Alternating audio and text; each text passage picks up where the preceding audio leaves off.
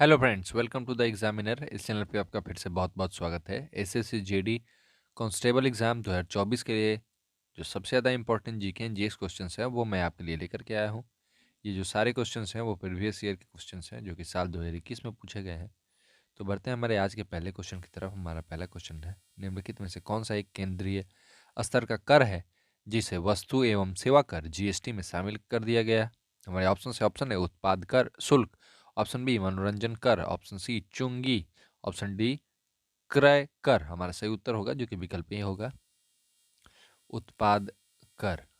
उत्पाद कर केंद्रीय स्तर का अप्रत्यक्ष कर है जिसे वस्तु एवं सेवा कर जीएसटी में शामिल कर दिया गया है।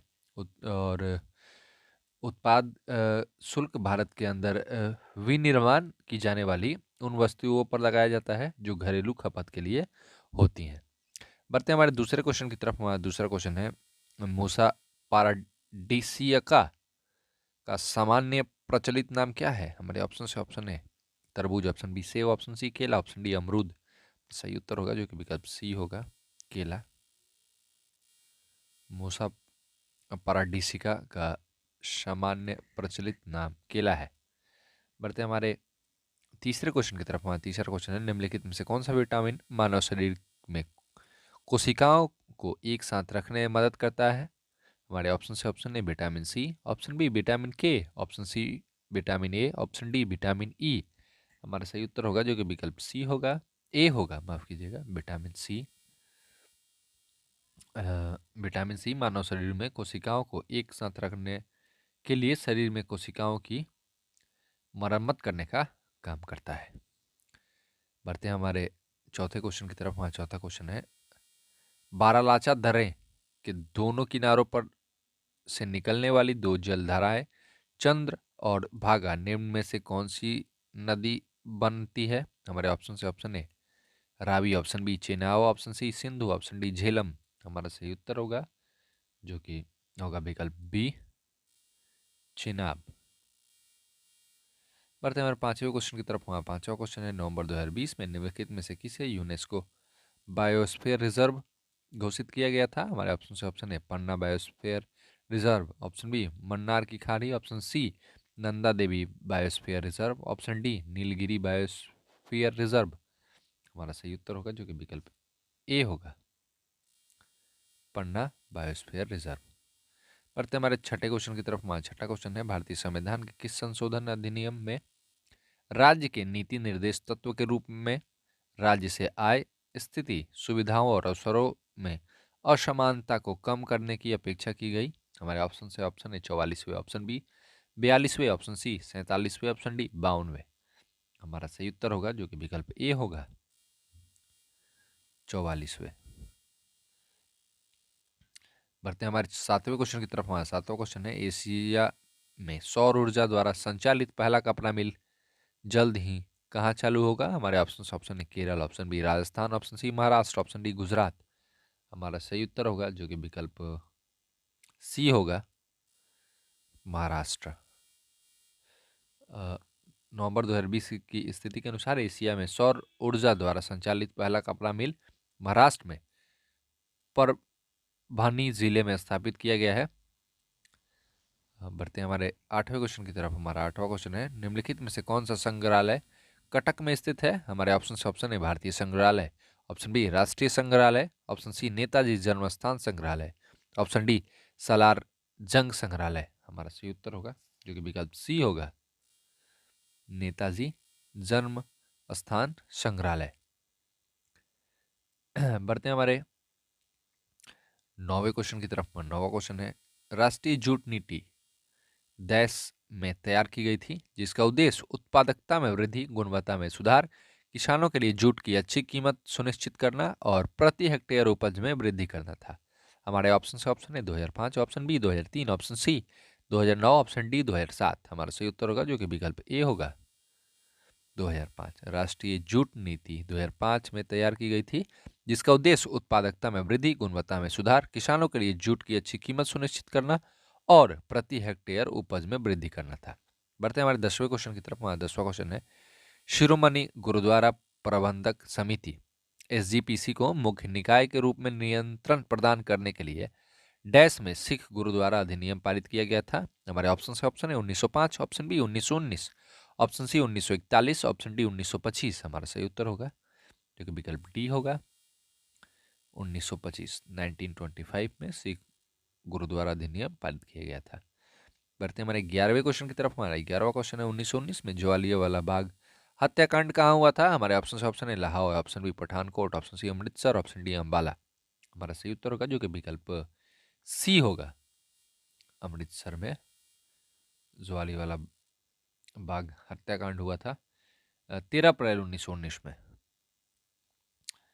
बढ़ते हैं हमारे 12वें क्वेश्चन की तरफ। 12वां क्वेश्चन है पंडित सारंगदेव कृत संगीत रत्नाकर ग्रंथ में डैश अध्याय है। कितने अध्याय हैं। हमारे ऑप्शन से ऑप्शन है 5, option B 7, option C 9, option D 11।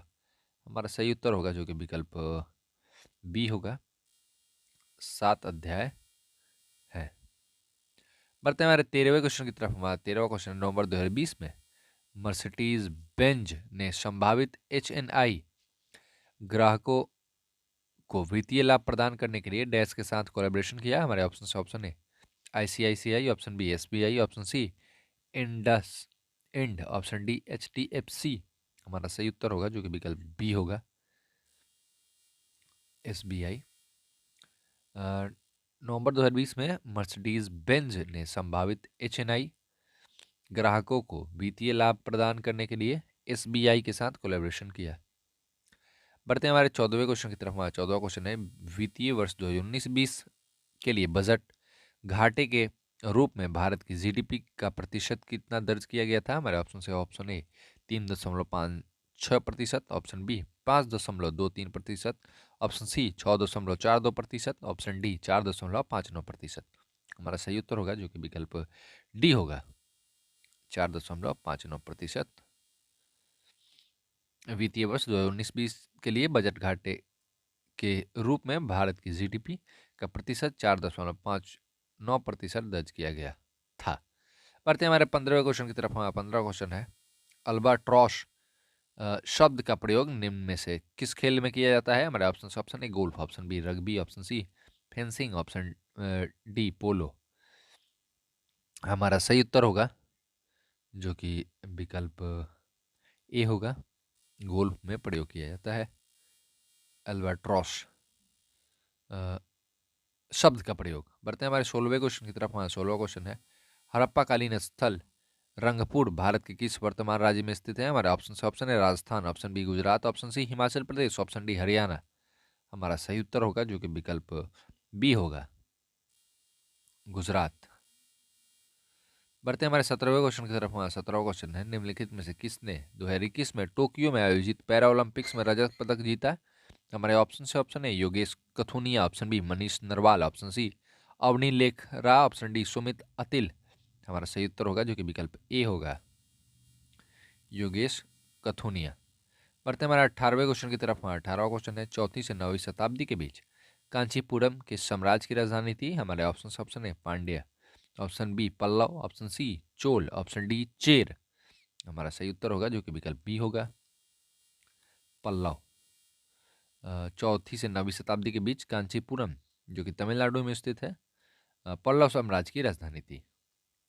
बढ़ते हमारे 19वें क्वेश्चन की तरफ। हमारा 19वां क्वेश्चन है अक्टूबर 2020 में भारत के किस राज्य में पहली जल विमान सी प्लेन सेवा शुरू हुई। हमारे ऑप्शन से ऑप्शन है Maharashtra, option B Goa, option C Gujarat, option D Kerala. हमारा सही उत्तर होगा जो कि विकल्प सी होगा गुजरात। अक्टूबर 2020 में गुजरात राज्य में पहली सी प्लेन सेवा शुरू हुई जो अहमदाबाद से साबरमती रिवर फ्रंट से केवड़िया के स्टैचू ऑफ यूनिटी के बीच संचालित होती है। बढ़ते हमारे 20वें क्वेश्चन की तरफ। हमारा 20वां क्वेश्चन निम्न में से कौन सा कथन सही है। हमारे ऑप्शन से ऑप्शन है सर्वोच्च न्यायालय का न्यायाधीश उपराष्ट्रपति को अपना त्यागपत्र सौंपता है। हमारा ऑप्शन बी है सर्वोच्च न्यायालय का न्यायाधीश प्रधानमंत्री को अपना त्यागपत्र सौंपता है। सी सर्वोच्च न्यायालय का न्यायाधीश राष्ट्रपति को अपना त्यागपत्र सौंपता है।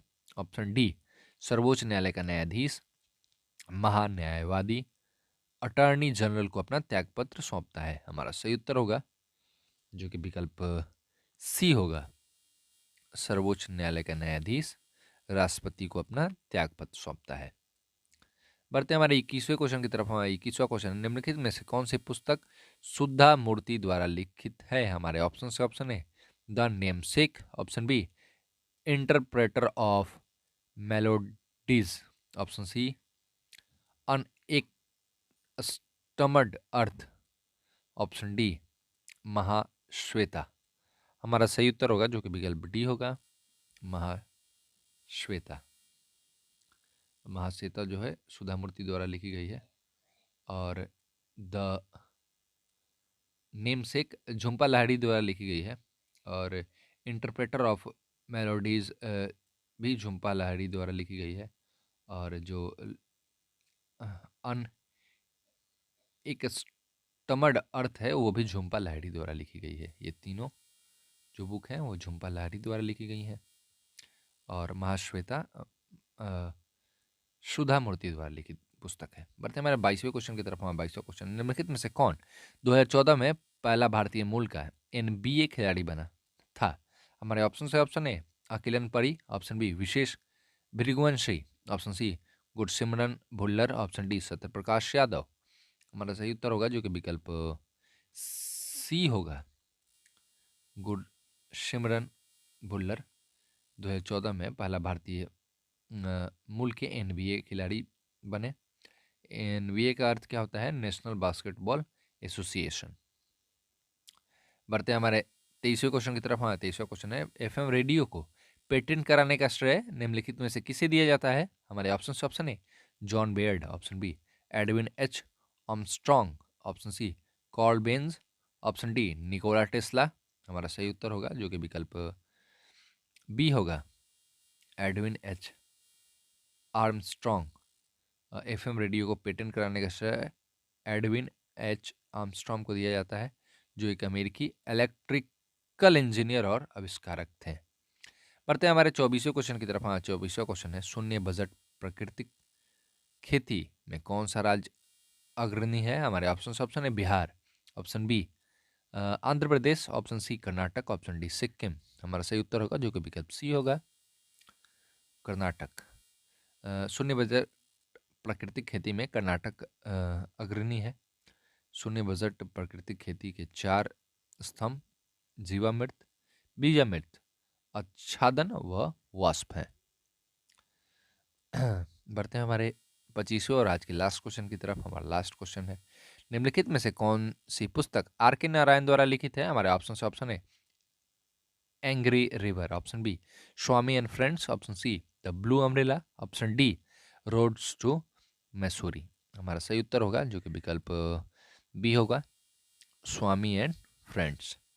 R.K. नारायण द्वारा लिखित पुस्तक है, और angry river, the Blue umbrella और रोड्स टू मसूरी रशिकन बांड द्वारा लिखित पुस्तक है। तो थैंक यू दोस्तों इस सेशन को देखने के लिए। और भी 25 क्वेश्चंस की वीडियो मैं आपके लिए लेकर के आ रहा हूँ। तो आज के लिए बस इतना ही। ऑल द बेस्ट आपके एग्ज़ाम के लिए, आने वाले एग्ज़ाम्स के लिए, और अपना ध्यान रखें। वीडियो अच्छा लगा हो तो लाइक करें, शेयर करें, कमेंट करें, और अगर आप चैनल पर नए हो तो सब्सक्राइब ज़रूर करें। तो आज के लिए बस इतना ही, मिलते हैं अगले वीडियो में। तब तक के लिए आप देखते रहिए द एग्जामिनर।